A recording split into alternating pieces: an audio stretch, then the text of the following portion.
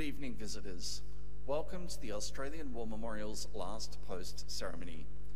My name is Troy Clayton, and joining us today from the Royal Australian Air Force is Warrant Officer Jeff Benning. We are honoured to acknowledge Lieutenant General Brian Fenton, Deputy Commander, United States Pacific Command, Air Commodore Noel Durwood, Director, General Engagement and Assessment, Joint Operations Command, Australia, and the accompanying delegation. We welcome the veterans who have served, those that are still serving, and the families that support them. We also acknowledge the members of the RSL and Services Club Association, RSL Victoria, and RSL Queensland who are watching this ceremony broadcast across Australia. During this evening's ceremony, wreaths will be laid at the base of the Pool of Reflection by visitors to the memorial. Please stand and join in singing the National Anthem.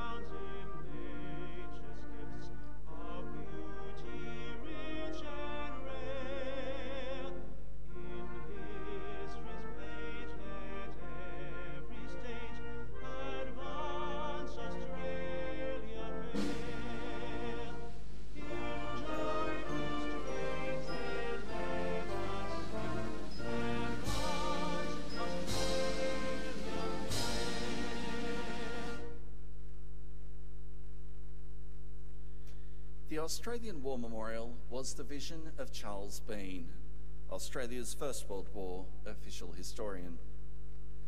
Bean landed with the Australian troops on Gallipoli and stayed with them at the front through to the end of the war.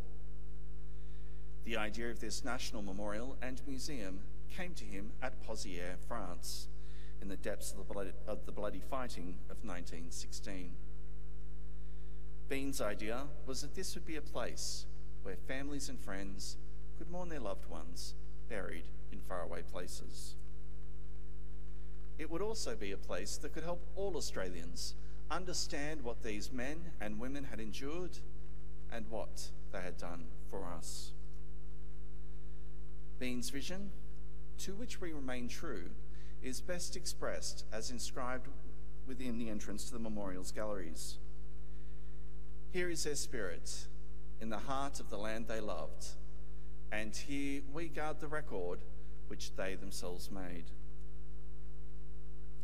Tonight, we'll read the story behind just one of those on the Roll of Honour, which lists the names of more than 102,000 men and women who have given their lives for us in war and operations for more than a century. But first we present a lament, Flowers of the Forest. Wreaths or floral tributes will now be laid at the base of the Pool of Reflection.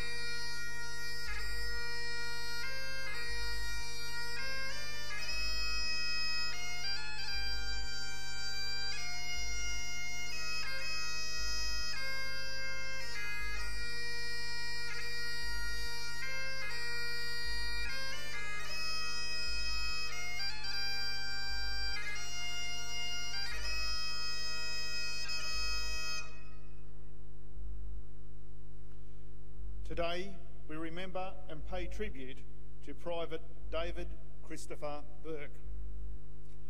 David Bourke was born in June 1888 in Fermar, Ireland.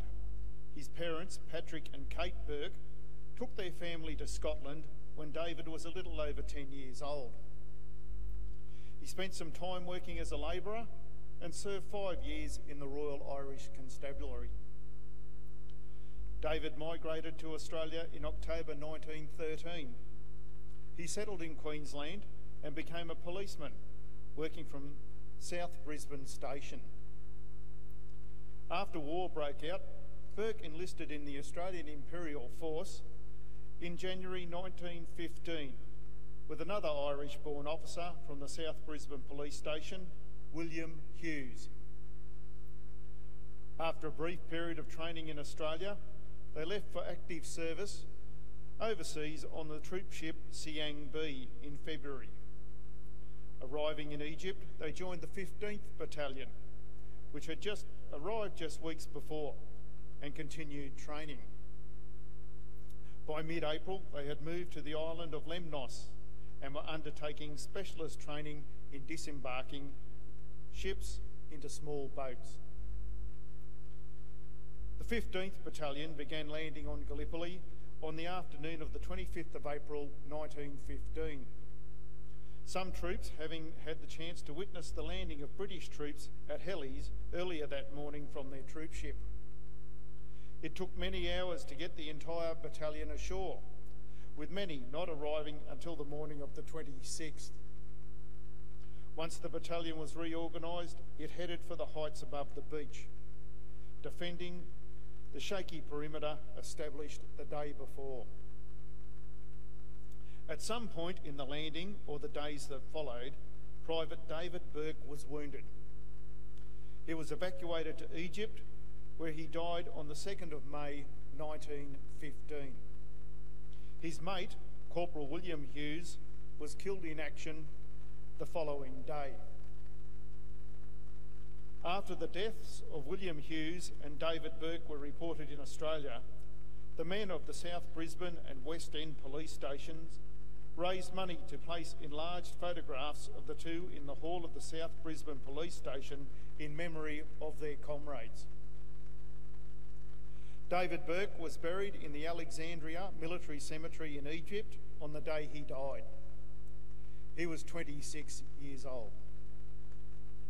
His name is listed on the roll of honour to my right among almost 62,000 Australians who died while serving in the First World War. A photograph of his headstone is displayed beside the pool of reflection. This is but one of the many stories of service and sacrifice told here at the Australian War Memorial.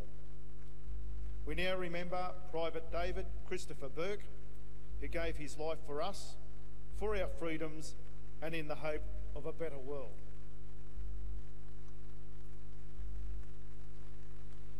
Please stand for the reading of the ode and the sounding of the last post.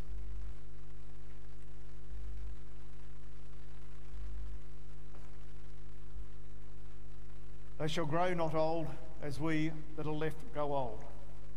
Age shall not weary them, nor the years condemn. At the going down of the sun and in the morning, we will remember them. We'll remember them.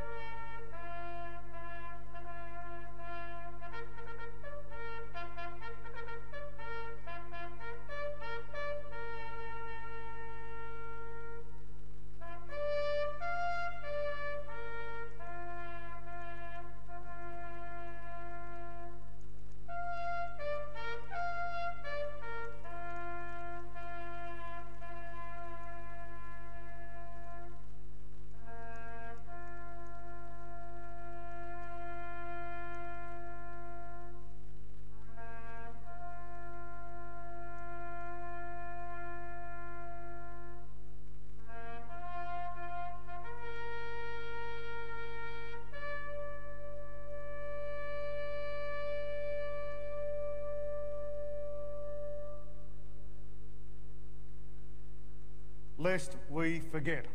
Lest we forget.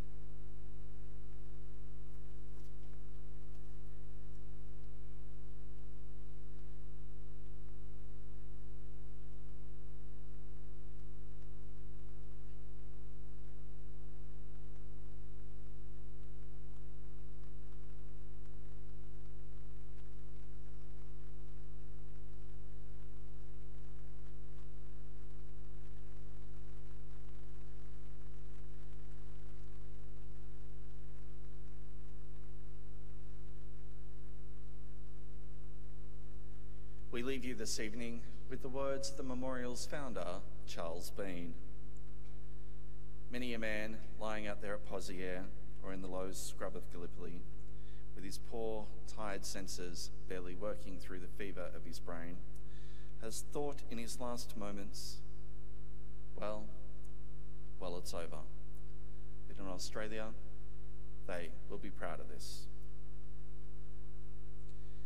Ladies and gentlemen, that concludes the last post ceremony. We'd like to thank you for visiting the Australian War Memorial and wish you all a very good evening. Thank you.